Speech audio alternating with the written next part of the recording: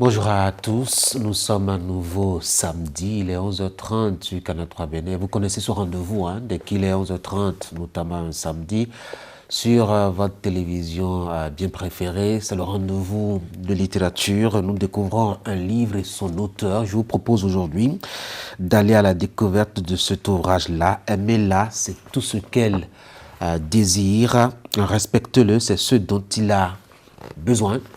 C'est signé Teddy Mbanda que j'ai sur mon plateau. Teddy Mbanda, bonjour. Bonjour Tanguy. Merci d'avoir accepté mon invitation. Merci pour l'invitation. Alors, c'est vrai que dès qu'on voit le titre, on s'imagine tout de suite de quoi est-ce qu'il est question. La survie des couples, le bien-être, je dois dire, au sein du foyer. Mais est-ce que votre titre n'est pas un peu simpliste quand on sait que le fonctionnement et la survie d'un mariage dépendent de deux éléments fondamentaux. D'abord, qu'il y a la question d'éducation que chacun apporte de son milieu d'origine, et puis la question donc liée au genre des membres de ce couple. Et j'ai l'impression que le titre, s'appesantit un peu plus sur le deuxième volet, c'est-à-dire la différence qu'il y a entre les deux qui forment justement un foyer. Pourtant, l'autre, il est important. Absolument. Ah oui, la question de l'éducation, du milieu d'où l'on vient, du background familial a toute son importance. Mais même, peu importe le milieu éducationnel, la femme dans le mariage a besoin de se sentir aimée. Peu importe le milieu éducationnel, mais je dirais même culturel, l'homme a besoin de se sentir respecté. En fait, ce sont des bases qui touchent toutes les cultures, qui vont toucher blanc comme noir, africain comme asiatique, américain ou autre. Il y a dans la femme le besoin d'être aimée par son mari, j'insiste, et il y a dans le mari le besoin d'être respecté par son épouse. Et lorsque ces deux points sont respectés, pardon pour la tautologie, quand cela est pris en compte, ça aide beaucoup pour la suite. Ça aide beaucoup pour le reste, parce que il y a une réception qui se fait, c'est-à-dire une réception du côté de l'épouse et une réception du côté du mari. Vous avez parlé de la notion de la culture, la notion du background, mais il y a aussi la notion de la communication. Il y a tellement d'éléments qui sont nécessaires pour le fonctionnement d'un mariage. Mais encore une fois, et vous allez le voir, lorsque ces deux points sont pris en compte, ça permet d'aborder de manière beaucoup plus simple tous les autres domaines et de les aborder de manière positive. On a l'impression que c'est quand même trop facile d'aimer une femme. Faut-il avoir, je dois dire, une notice et une posologie pour aimer sa femme? Ah oui, hein? Ah oui? Ah oui. Alors, c'est un homme qui parle. Ah non! Aimer une femme, c'est pas mince affaire, hein. Ah oui? Ah, parce que l'homme doit apprendre, l'homme doit apprendre à aimer sa femme, hein. Non, parce que le besoin de la femme en termes d'amour, c'est pas souvent ce que l'homme comprend. La femme a un réservoir qui est beaucoup plus grand que l'homme le pense. Par exemple, une femme, tu peux lui dire « je t'aime » le matin, elle est contente, mais il ne faut pas oublier le midi. Et puis, si tu dis le midi, elle est très contente. Tu lui dis encore le soir, elle est très contente. Tu peux dire « mais dis donc, tu as besoin de « je t'aime » combien de fois ?» Autant de fois que tu peux me le donner. Parce que son réservoir, en termes d'amour, est très large.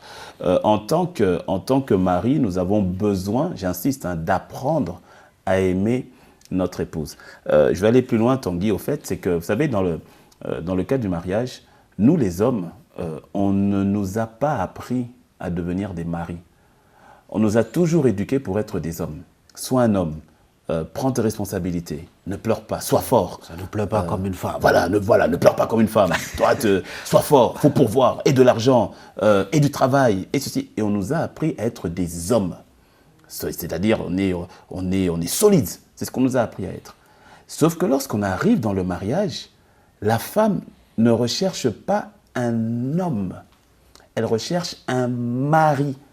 Le mari, c'est celui qui prend toute sa masculinité, je veux dire comme ça. Oui, masculinité. Tout ce qui fait de lui l'homme, mais qui maintenant le met au service de son épouse. Dans le mariage, on a beaucoup d'hommes, on n'a pas assez de maris. Le mari, c'est l'homme qui est conscient qu'il a une épouse. C'est ainsi que l'homme n'a plus juste une attitude d'homme dans la maison. Il a une attitude de mari. Et le mari prend soin d'une épouse. Et d'ailleurs, c'est la femme qui fait de l'homme un mari. C'est l'épouse qui fait que l'homme devienne un mari. Et donc le mari, le nouveau mari, doit apprendre à devenir le mari de son épouse. C'est-à-dire d'aimer son épouse à la manière où elle, pas une autre, où elle se sent aimée. C'est pour cela qu'il y a un véritable apprentissage en termes de manifestation de l'amour pour la femme. Et vous dites que c'est la femme qui doit l'aimer, c'est la femme qui a le code. Comment est-ce qu'elle apprend à son mari à être mari ou à être son mari? C'est ça maintenant la beauté du mariage. Oui. Parce que c'est ce cheminement-là. Toute femme est unique. La manière dont une femme se sentira aimée ne sera peut-être pas la même manière que sa voisine. Et donc c'est dans ce cheminement au niveau du mariage, de la découverte de l'autre, qu'il y aura cet apprentissage constant où celle-ci pourra exprimer à son mari comment elle se sent aimée, les choses qu'il fait ou les choses à ne pas faire. Et c'est un apprentissage au travers de la communication qui sera constant. Ah oui. C'est vrai que c'est un peu difficile, surtout quand on sait que l'homme il a grandi dans un contexte où on lui a chanté matin, midi et soir qu'il faut être un homme, qu'il ne faut pas laisser passer ou transparaître ses émotions. Aimer est supposé faire montre sa sensibilité de son émotion. C'est un gros exercice, à la limite. C'est un très, très gros exercice, Tanguy. C'est ce que les femmes ne comprennent pas. Les femmes pensent que, bien souvent, les hommes font exprès. Non, c'est pas vrai. La femme évolue dans un monde qui est relationnel. L'homme évolue dans un monde qui est fonctionnel. C'est pas que l'un est meilleur que l'autre, ou non, c'est juste deux manières d'être qui sont différentes. Et je crois que Dieu l'a permis comme ça pour qu'il y ait une complémentarité entre l'homme et la femme. Le défi maintenant qu'on retrouve dans les couples, c'est lorsque l'un veut imposer à l'autre son propre fonctionnement. Et c'est là où commencent les crises. C'est là où commence maintenant la zizanie et puis les frustrations qui peuvent emmener à de grosses séparations, le cas échéant. Il faut pouvoir apprendre à connaître l'univers de l'autre, apprendre à connaître le fonctionnement ou encore le monde de l'autre. Le mari, l'homme, va devoir apprendre le fonctionnement de la femme, et en l'occurrence de la sienne, de son épouse, et apprendre, il y a l'expression qui dit mettre de l'eau dans son vin, donc arrondir un peu les angles, et de savoir que par exemple, je vous donne un exemple, Tanguy, je ne sais pas, lorsqu'il y a un problème, par exemple, supposons, nous sommes amis, nous sommes des hommes, et puis s'il y a un problème entre nous, on ne va pas palabrer longtemps sur le problème. On va dire, bon, mon ami, mon gars, bon, vraiment, ce que tu as fait la dernière fois, là, j'ai pas aimé. Tu dis, ah oui, Joe, là, vraiment, écoute, c'était pas cool, bon, la prochaine fois, on fait plus ça. Non, c'est bon, on est d'accord, paf, on a avancé. On a réglé le problème. On a réglé le problème, on n'a pas besoin de, voilà. Les femmes, c'est pas ça. Les femmes, ça va parler, ça va aller en profondeur. On va devoir expliquer le pourquoi, mais du comment. Mais pourquoi tu avais dit ça la dernière fois? Et puis, attends, t'as oublié ce détail et tout. C'est juste un monde différent. Elles sont relationnelles.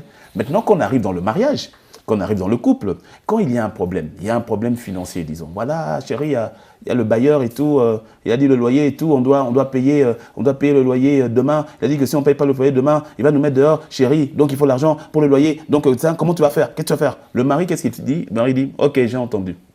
En général, il dit ok. Et la femme, ça l'énerve. Elle dit, mais tu n'en parles pas, mais tu dis rien. Hier, je t'en ai parlé, mais tu n'as rien dit. Et pourquoi tu dis rien? Tu t'en fous, donc ça te dit rien et autres. Ce que la femme ne comprend pas, c'est que dans le monde de l'homme, l'homme est fonctionnel. Or, à chaque fois que la femme lui rappelle un problème, elle est en train, en fait, l'homme perçoit qu'elle est en train de lui rappeler son incapacité à résoudre le problème. Parce que l'homme est fonctionnel, il faut résoudre les problèmes. Il faut que, quand il y a un problème, solution, problème, solution. Or, là, quand tu me rappelles problème, tu es en train de me rappeler que je suis inapte à régler le problème. Et ça frustre l'homme.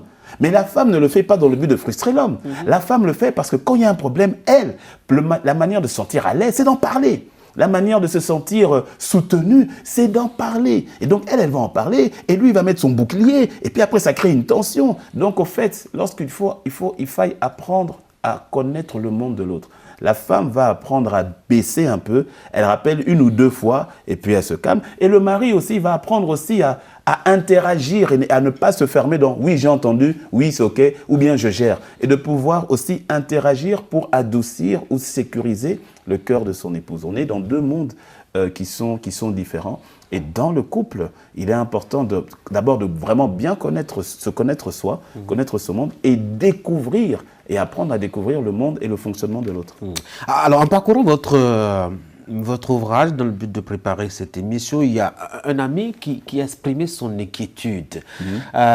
C'est-à-dire que pour lui, quand ça commence, il a bien l'impression que c'est une sorte de manipulation ou de céder à la manipulation que d'écouter et surtout de fonctionner un peu comme sa femme lui demande. Du coup, la peur de tomber dans la manipulation le braque davantage et la communication, ça passe pas. Justement, quand on nous a dit ne t'exprime pas émotionnellement, l'émotion c'est pas pour les hommes et que la femme demande de l'émotion, on a bien l'impression qu'on est en train d'aller droit dans la manipulation.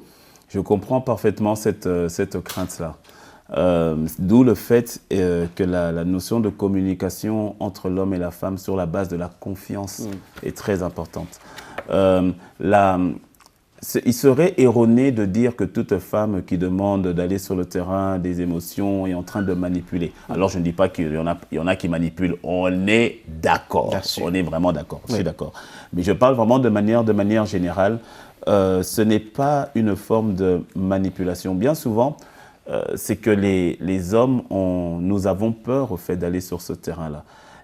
Les femmes, on pense que les femmes parfois sont tellement émotives qu'elles ne gèrent pas leurs émotions.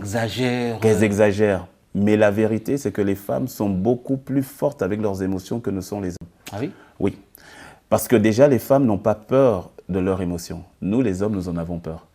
Par exemple, vous verrez, lorsqu'il y a une situation, et voilà, j'ai parlé, par exemple, problèmes financiers et tout, et puis la femme qui insiste et autres. Qu'est-ce que l'homme fait? Soit il se tait, soit il fait taire la femme, et parfois de manière totalement inadéquate, en levant la main. Un homme entre parenthèses, un homme qui lève la main sur une femme est un lâche. Ça ne se fait pas. La force que Dieu nous a donnée, ce n'est pas pour frapper notre épouse, c'est pour soutenir notre épouse. Je ferme la parenthèse. Mais soit donc il se tait, ou bien la menace et la fait taire, ou bien il fuit. Il prend les clés de la voiture, je sors. Tu vas où? Je sors. Pourquoi? Mais parce qu'il a du mal à gérer ses propres émotions. Alors pour protéger son épouse et pour ne pas dire quelque chose de compliqué ou ne pas faire quelque chose de compliqué, il préfère prendre la tangente. Il préfère fuir parce que nous avons moins cette aptitude à confronter nos propres émotions. Et nous avons tendance à fuir celles-ci. Parce que on nous a aussi, et puis de manière culturelle souvent, on nous a aussi appris que voilà, être émotif, ce n'est pas le mot que je vais utiliser, c'est simplement manifester. Voilà, manifester ses émotions, c'est une forme de faiblesse. Au fait, non, pas du tout. Parce que nous sommes des êtres créés avec des émotions. Oui, on est d'accord qu'un homme qui va pleurer tout le temps, et certainement il y a un souci, on est d'accord. Mais ça ne veut pas dire qu'un homme qui pleure ou qui a pleuré est quelqu'un de faible. Pas forcément. Et d'ailleurs, dans la maturité du couple, il y a une dimension où la femme, lorsque la femme arrive à réellement toucher ou à réellement percer le cœur de l'homme et qu'il y a une certaine vulnérabilité, eh bien, ça crée un lien qui est encore plus fort. Alors je suis d'accord, pour rebondir sur la crainte de votre ami, je suis d'accord qu'il y en a qui en profitent, qu'il y en a qui abusent. Mais le but de ce livre, c'est de pouvoir emmener une relation saine dans le cadre du mariage. C'est de pouvoir emmener une relation forte et solide dans le cadre du mariage. Alors, premier acte pour vraiment montrer à son épouse qu'on l'aime, est-ce qu'on lui dit matin, midi, soir, je l'aime, ou comment est-ce qu'on fait? Parce que ça même, on a parfois l'impression que ça ne suffit pas. Oui, alors matin, midi, soir, ce serait peut-être complexe, mais le lui dire. Pour certains, ce serait au moins de le redire. Ça fait peut-être déjà 1 an que ça n'a jamais été dit. Et je pense que oui, ça c'est important. Quelqu'un va dire, mais elle sait que je l'aime. Et ça, c'est vrai que... Quand on prend soin d'elle, quand voilà. on paye ses soins, c'est ça. Elle a besoin d'argent, on est là, ça va, non? Mais Tanguy, vous savez que la parole a une puissance qui est irremplaçable. Je sors même du cadre du mariage. Je parlais avec des parents et je disais, j'encourageais les parents à dire « je t'aime » à leur enfant. Alors j'avais des papas devant moi d'une 60aine d'années, parfois 50aine, qui m'ont regardé. Et je cite, ils m'ont dit « Pasteur, les trucs là des blancs là, ça c'est pas chez nous. » J'ai dit « Papa, c'est pas un truc de blanc, c'est pas un truc de noir, c'est pas un truc de jaune. » C'est une question culturelle aussi. C'est même pas une question culturelle, c'est plus profond que ça. Le besoin d'un être humain ne change pas, peu importe la culture. Le besoin d'amour d'un être humain ne change pas. Alors je ne dis pas que ne pas dire je t'aime à quelqu'un est synonyme qu'on n'aime pas la personne. Parce qu'effectivement, si je rebondis sur ce que vous dites Tanguy, dans notre manière culturelle, on apprend à dire je t'aime avec les gestes et autres, et pas forcément... joli paille qu'on a offert voilà, à sa femme, par exemple. Mais rien n'empêche de rajouter cette touche-là. Et je vous promets que le je t'aime rajouté au pagne va transformer la vie de son épouse ou bien de sa fille ou de son fils ou de son parent. Parce que de la même manière, je dis aux jeunes, est-ce que tu as déjà dit une fois je t'aime à ton père ou à ta mère? Oh, j'ai des retours de mes pasteurs, mais qu'est-ce que tu racontes? Qu'est-ce que tu racontes? Mais au fait, je peux en parler parce que je suis passé par là moi-même. Je me souviens, j'avais 18 ans et j'ai donné ma vie à Christ, j'avais 17 ans. Et puis à mes 18 ans, je suis chez mes parents, je suis en train de prier chez mes parents et puis j'entends la voix du Seigneur qui me dit, arrête de prier. Arrête de prier, lève-toi, mets-toi debout, va dans le bureau de ton père. Mon père avait son bureau. Va dans le bureau, ton papa est dans ton bureau. Va lui dire que tu l'aimes. J'ai dit non. J'ai dit non, ça s'est jamais fait. J'ai dit Dieu, t'as déjà vu ça chez les Ngbanda? Non, tu t'es trompé. J'ai dit, j'arrive devant la porte, je regarde la porte et puis je dis, ah non, c'est pas possible, il faut laisser tomber. J'ai dit, Seigneur, pardon, hein, je t'ai désobéi, hein, mais non, je ne vais pas le faire. 2 ans plus tard, on a déménagé, on est dans un autre pays, on est en France, et je suis en train de prier dans ma chambre. Je suis toujours chez mes parents, j'ai 20 ans. Je suis en train de prier dans ma chambre et j'entends la voix du Seigneur qui me dit « Arrête de prier, mets-toi debout, ton père est dans son bureau, va dans son bureau, va lui dire que tu l'aimes. » J'ai dit « Bon, ok, je crois que cette histoire-là, ça ne va pas me lâcher. » Je suis parti dans le bureau pour faire court, je vois mon père et j'ai tourné autour de Pau et puis après je me dis « Écoutez, d'ici tu vas mourir, c'est pas grave. » Et puis je dis « Papa, je voulais te dire, tu sais que vraiment toute humilité, je voulais te dire que je t'aimais. Papa, voilà, papa, je t'aime. » Tanguy, il y a eu un blanc dans le bureau, un malaise incroyable. Et j'ai poussé le malaise au point de contourner le bureau, de prendre mon père dans les bras. J'avais l'impression de prendre un poteau électrique dans les bras, tellement c'était froid. Et puis la première fois que je vois mon père décontenancé, il dit ok, et puis moi aussi je dis ok, puis il dit ok, bon ben écoute, au revoir, ok, bon, au revoir. Je suis sorti du bureau. Comme de petits garnements sur le prix. Mais Tanguy, vous savez ce qui s'est passé par la suite? Pas du jour au lendemain. Mais par la suite, ce qui s'est passé, c'est que j'ai vu une relation avec mon père à laquelle je n'aurais jamais rêvé. Ah ouais. Au fur et à mesure, il m'a envoyé un message. Un jour, il m'envoie un message et à la fin du SMS, il écrit « bisous ». Je regarde le message, je dis « attends, ça c'est mon père qui a envoyé ça ». Je dis « attends. » Je regarde la source, je dis « est-ce que c'est quoi ces trucs et tout ?» Et au fur et à mesure, il va m'envoyer un mail. Et puis à la fin, il m'a dit « je t'aime mon fils ». Et avant qu'il ne parte auprès du Seigneur, les dernières années, c'était devenu quelque chose de tellement normal de dire je t'aime à mon père, que mon père me dit je t'aime. Et ma fille, quand ma fille est née, le premier mot en dehors de papa, maman qu'elle a dit, c'est t'aime. Tellement qu'on lui disait je t'aime. Et aujourd'hui, avec mon épouse, nous avons 3 merveilleux enfants. Et se dire je t'aime est quelque chose de normal. Mais je vous promets que ça renforce une forme de confiance en soi, d'assurance, une atmosphère d'amour. La puissance de la parole, on ne peut pas l'enlever. Le fait, montrer que je t'aime, oui. Le dire, il y a une puissance dans la parole. Dieu a créé le monde avec la parole. Et Dieu dit. Donc quand je dis une chose, non seulement j'enlève tout doute, mais surtout j'exprime ce qu'il y a à l'intérieur avec des mots que j'assume. Il y a une véritable puissance dans le fait de pouvoir dire à son mari, à son épouse, à ses enfants, à ses parents, à ses amis, le fait de dire, tu sais, je t'aime. Et donc, il ne faut pas ôter cela, c'est un cadeau. C'est un véritable cadeau que la parole offre. Et cela enlève toute forme de doute. Parce que je peux recevoir un cadeau, et ces choses sont bien. Tu peux payer l'école pour moi. Mais d'ailleurs, un enfant, restons dans le cas d'un enfant. Un enfant, un parent va dire, oui, mais je lui paye l'école, non? Mais l'enfant va dire, mais si tu ne payes pas l'école, qui va payer? Mais je t'achète des habits, non? Mais si tu ne m'achètes pas des habits, qui va m'acheter des habits? Donc, quelque part, je dis, mais papa, c'est normal. Si tu ne le fais pas, mais je vais être dans la rue.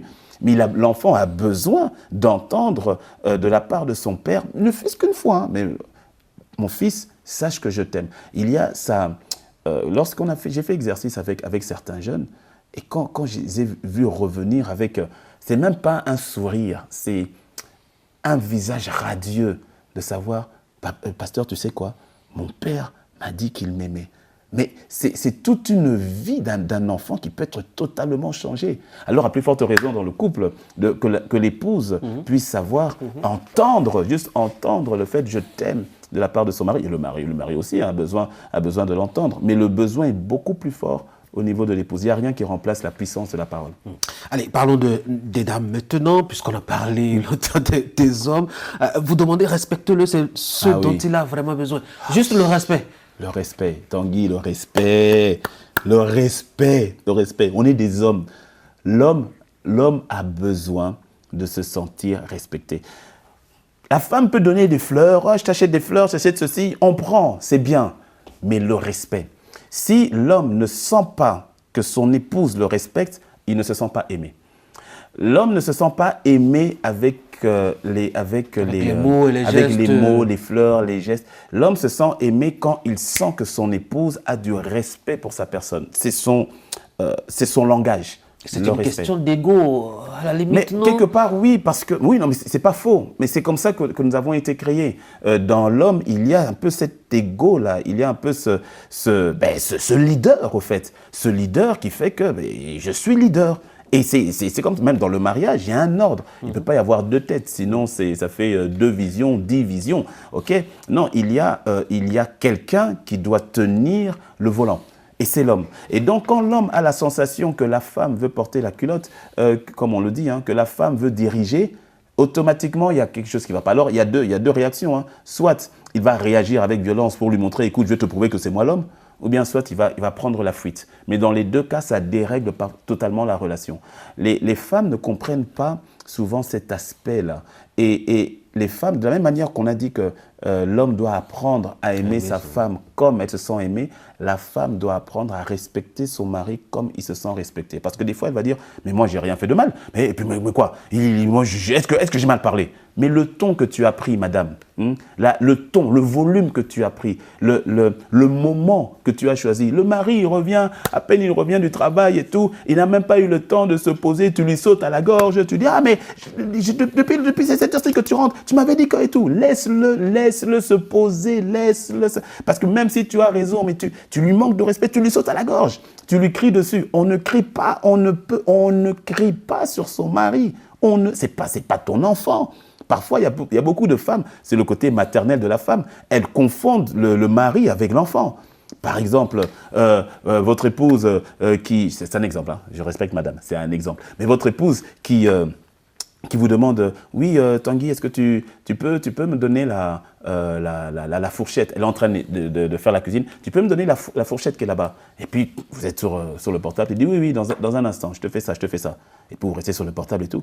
Et puis, elle vient « Oh, et puis elle vient, et puis elle prend la fourchette. Oh, c'est pas possible. » Hey, mais je ne suis pas ton enfant.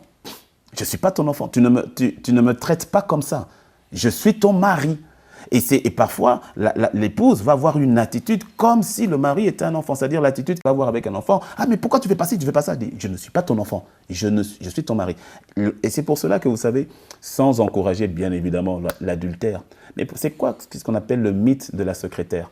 Ah, le mari qui se retrouve avec la secrétaire. Et parfois, la secrétaire n'est pas plus belle que l'épouse. Hein. Oui, mais qu'est-ce qui se passe ? C'est simplement que la secrétaire voit le mari dans le cadre de la fonctionnalité ou encore de la performance et elle a donc du respect pour le patron. Elle a du respect. Et quand ça va mal à la maison, le mari, inconsciemment, surtout s'il n'est pas fort et s'il n'est pas fidèle comme tel, ben, il va rechercher quelqu'un qui le respecte. Il va rechercher quelqu'un qui l'admire qu'il admire simplement. Et dans le cas du travail, la secrétaire aura beaucoup de respect pour le patron. Et parfois, c'est comme ça que le mari se retrouve avec la secrétaire. Encore une fois, bien sûr, je n'encourage absolument pas l'adultère. Mais c'est pour expliquer le besoin profond de l'homme par rapport au respect. Il a besoin que sa femme l'admire. Il a besoin, en fait, d'être un peu le Superman de la maison. Il a besoin que, quand il fait quelque chose, même si c'est petit, que son épouse lui dise « Oh chérie, ça c'était trop fort. Non, mais ce que tu as fait là, oh chérie, j'ai épousé le meilleur des hommes. » Quelqu'un va dire « Oh, mais pasteur, mais ça c'est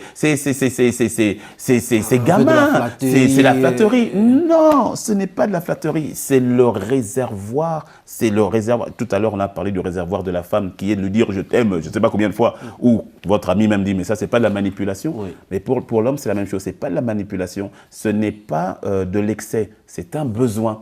Et j'insiste, un besoin. De la même manière que votre voiture a besoin de carburant pour fonctionner, l'homme a besoin de respect pour fonctionner.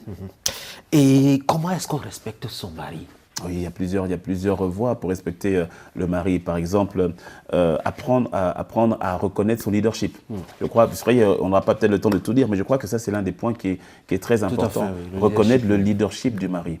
Si, pour une raison ou une autre, il y a deux options, A ou B, on discute entre nous, parce que c'est important la communication. Ce n'est pas non plus d'être un dictateur à la maison pour le mari. Mais on discute et la femme pense que c'est B, le mari pense que c'est A. On discute, on ne trouve pas de solution. On prendra A. Enfin, en tout cas, ce que le mari dit. Et on ira. Mais non, quand la femme dit « Ah non, je ne suis pas d'accord, moi on ne va pas là-bas et tout », c'est un manque de respect de l'homme par rapport à sa capacité à être leader, par rapport à sa capacité à prendre des décisions. C'est vrai que la femme est intuitive. Oui, justement, dans le livre, vous l'aviez évoqué, oui. Elle a un sixième sens. Elle a le sixième sens. Elle peut percevoir, anticiper sur ce nombre de choses. Effectivement. Et les hommes aussi sont parfois, mettons, un peu trop spontanés dans les décisions, parfois, qu'ils peuvent, aller tout droit dans le mur. On est très d'accord. Mais c'est pour cela que la communication est importante. Toutefois, s'il n'y a vraiment pas de solution, que ce soit B ou A, et que madame dit B, monsieur dit A, ce sera à la femme de suivre monsieur. Tant que cela n'est pas nuisible pour le couple de manière évidente, on est bien d'accord. Donc, ce n'est pas une option qui est mauvaise, voilà. Mais de manière générale, ce sera de suivre le leadership du mari et de faire confiance au mari. Parce que l'homme fonctionne à la confiance. Il a besoin que sa femme lui fasse confiance, même s'il se plante. C'est ça que certaines femmes ne comprennent pas. Et que parfois, le fait de se planter ensemble va permettre à ce que le couple soit plus fort demain. Parce que mieux vaut, ça c'est un conseil gratuit que je donne à mesdames, mieux vaut vous planter ensemble avec votre mari et le soutenir dans son plantage, plutôt que de le laisser et de dire non, je ne suis pas d'accord avec toi et d'avoir raison, même si la femme a raison et que le mari s'est planté, mais ne s'est pas senti soutenu par son épouse, ça crée une scission. Parce qu'il ne se sentira pas soutenu, respecté. Mais on ne va pas sur son mari dans le... Mais bien sûr, c'est pour cela que je dis... Dans le déluge... Non, mais je suis d'accord. C'est pour ça que je parle de décisions qui ne vont pas entraîner un déluge de graves conséquences. On est très d'accord. Mais il y a des décisions un peu de tous les jours. Je sais pas, par exemple, un déménagement. Un déménagement, c'est pas forcément dramatique, mais il y a quand même des conséquences. Mais je répète, l'homme fonctionne avec la confiance. Il a besoin de savoir que sa femme a confiance en lui et que sa femme le soutient. Ça, s'il n'y a pas cela, pour l'homme, c'est un dysfonctionnement. Il va se dire, au fait, celle qui est avec moi, je ne peux pas m'appuyer sur elle. Celle qui est avec moi ne me valorise pas, elle ne me fait pas confiance. Et donc, à partir de là, l'homme devient froid, il devient très distant. Il devient présent mais totalement absent, et pour la femme, elle ne reçoit pas d'amour. Et quand elle ne reçoit pas d'amour, voilà, c'est parti. Et là, ça devient maintenant un cercle totalement vicieux. Ça, c'est compliqué après à vivre. Le chapitre 5 m'intéresse, d'autant plus qu'il aborde un élément assez important. Vous proposez à la femme de respecter l'espace privé de son homme. C'est quoi l'espace privé quand on est marié, quand on est un, et quand on, désolé de le dire comme ça, on a partagé autant de moments d'intimité, etc. Est-ce qu'on a encore besoin d'espace privé à ce moment? Oui. Alors, je fais une bonne différence entre l'espace privé. Il faut un espace privé, Je ne parle pas de jardin secret. Ok. Ce n'est pas la même chose. Il n'y a pas de secret comme tel entre l'homme et la femme. Quand je dis secret, c'est-à-dire l'homme a accès au cœur de la femme a accès au cœur de l'homme. L'homme a accès au téléphone de la femme. Et la femme a accès au téléphone de l'homme. Ah oui. Ok? Je ne parle pas de jardin. Vous rigolez, Tanguy, vous rigolez. Mais oui, bon ça je crois que j'en parle au niveau de la communication et de la connexion. Mais l'espace privé, c'est que les hommes ont besoin parfois de se retrouver seuls, ce que beaucoup de femmes ne comprennent pas. C'est pour ça que les hommes parfois vont être à fond dans le boulot, ou bien à fond dans une activité, à fond dans le football ou la télé, même ça peut être la télé ou autre. Et c'est comme un moment où ils ont besoin d'être juste seuls. Quand je dis seul, soit seul ou avec leurs potes ou avec leur hobby, mais c'est un besoin parce que l'homme, c'est comme ça qu'il se recharge. Le défi maintenant, c'est quand l'homme ne fait que ça. Oui, là, c'est pas bon. Là, c'est un excès. C'est un excès. Oui, il faut pas, voilà. Mais c'est une forme de recharge de soi qui fait que et surtout quand la femme l'encourage à. Par exemple, avec mon épouse, j'aime beaucoup le basketball. Et j'avais mes temps de basket. Alors, qu'est-ce qui s'est passé? À un moment donné, mon épouse m'a rejoint dans ce que j'aime. Et ça, les hommes apprécient. J'ai dit, ah oui, tu veux regarder le basket? Ah oui, oui, on va regarder la finale avec le décalage horaire. C'est à 2 h du matin, on va regarder la finale ensemble. Bon, elle s'endort. Elle s'endort, mais je la réveille quand on arrive au dernier carton. Je dis, hey, bébé, voilà le dernier carton. Et tout à coup, c'est un moment plaisant. Mais c'est un moment où elle vient dans mon univers à moi. Et quand tu viens dans l'univers de ton mari, ne viens pas déranger son univers. C'est son univers. Viens, regarde, contemple, ne touche à rien. Elle peut même plus poser des questions. Oui, bon, elle va poser des questions, ça c'est inévitable, parce qu'elle a besoin de communication, c'est inévitable. Mais l'espace privé, oui, ça crée un bel équilibre. Le temps est encore passé. Oh là là. Merci beaucoup. Je rappelle, on a parlé de aimer là, c'est tout ce dont qu'elle désire. Respectez-le, c'est tout ce dont il a besoin. Merci encore une fois. Merci Tanguy, merci beaucoup. Mesdames et messieurs, c'est la fin de cette émission. Merci d'avoir été là. Très bon week-end.